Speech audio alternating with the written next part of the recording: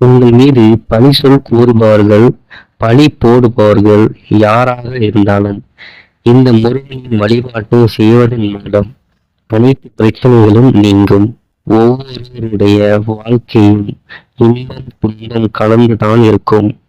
இதுதான் வாழ்க்கையின் தத்துவம். நாம் ஏதேனும் ஒரு தவறை தெரியாமல் செய்து விட்டால் அதற்கான பரிகாரத்தையும் மன்னிப்பையும் கூறுவதில் தவறில்லை. அதை நிச்சயம் சரி செய்து கொள்ள வேண்டிய ஒன்றுதான். ஆனால் தவறே செய்யாமல் பழி ஏற்பது யாராலும் ஏற்றுக்கொள்ள முடியாத ஒன்றாகும். அதேபோல் சிலர் பல நேரங்களில் தேவையில்லாமல் அவமானப்பட்டு கொண்டே இருப்பார்கள். ஒரு சிலருக்கு ஒருவரை பிடிக்கவில்லை என்றால் அவர்களை எந்த வகையிலாவது துன்புறுத்தி கொண்டே இருப்பார்கள். அவர்கள் படும் துயரத்தை பார்த்து மகிழ்ச்சி அடைவார்கள். இப்படி ஒரு மனிதன் தன்னை காப்பாற்றிக் கொள்ள முடியாமல் தவிக்கும் வேளையில் சரணாகதி அடையும் ஒரே இடம் இறைவனுடைய திருவடி ஆகும். அதிலும் இப்படியான துன்பங்களில் இருந்து உடனே நம்மை காக்கக்கூடிய கருணை மிக்க கடவுளாக இருப்பவர் கந்த பெருமான் ஒருவரே. அவரை இந்த முறையில் வழிபாடு செய்தால் இது போன்ற அவமானங்கள், பழி சொற்கள், கெட்ட பெயர்கள் நீங்கி நல்ல முறையில் வாழ வழி செய்வார். அந்த வழிபாட்டு முறை பற்றி தான் ஆன்மீகம் குறித்த இந்த பதிவில் இப்போது நாம் தெரிந்து கொள்ள இருக்கிறோம். இந்த வழிபாட்டை ஏதேனும் ஒரு செவ்வாய்க்கிழமை அன்று தொடங்குங்கள். அதேபோல் இந்த வழிபாட்டை உங்கள் வீட்டின் அருகில் இருக்கும் முருகர் ஆலயத்திற்கு சென்று செய்வது சிறப்பு.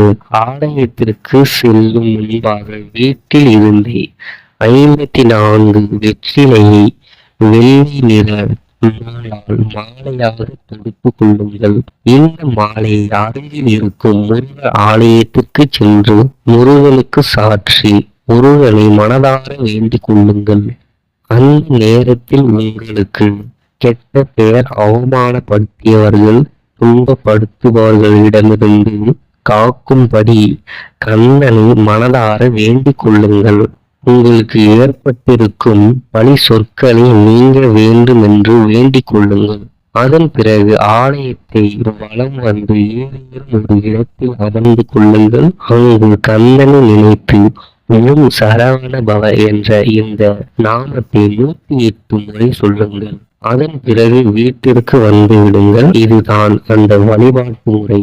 இது போல தொடர்ந்து செய்து வரும்போது எப்பேற்பட்ட துன்பத்தில் இருந்தாலும் அதிலிருந்து மீண்டு வரலாம் என்று சொல்லப்படுகிறது. ஒருவேளை உங்கள் வீட்டின் அருகில் முருகர் ஆலயம் இல்லை என்றால் அந்த வழிபாட்டை வீட்டிலேயே செய்யுங்கள். அதற்கு முருகர் படத்திற்கு வெற்றிலை மாலையை அணிவித்து சரவண பவ என்ற நாமத்தை 108 முறை சொல்லுங்கள். வீட்டில் வணங்கும் போது ஏதேனும் ஒரு இனிப்பை நெய்வேத்தியமாக படைக்க வேண்டும். இந்த வெற்றிலை மாலையானது முருகன் படத்தில் 2 நாட்கள் வரை அப்படியே இருக்கட்டும். அதன் பிறகு எடுத்து கால் படாத இடத்தில் போட்டு விடுங்கள். அதாவது ஆற்றில் அல்லது கடலில். குமர பெருமானிடம் எதை கேட்டாலும் உடனே அருளக்கூடிய ஆற்றல் உடையவர். அவரை இந்த முறையில் வழிபாடு செய்யும் பொழுது நிச்சயம் உங்களுடைய தீராத பழி சொல் அவமானம் ஆகிய அனைத்து கஷ்டங்களிலிருந்தும் முருகப்பெருமான் கட்டாயம் உங்களை காப்பாற்றுவார், அருள் செய்வார். ஓம் சரவணபவ. மறக்காம இந்த வீடியோவை சப்ஸ்கிரைப் செய்யுங்கள். நன்றி, வணக்கம்.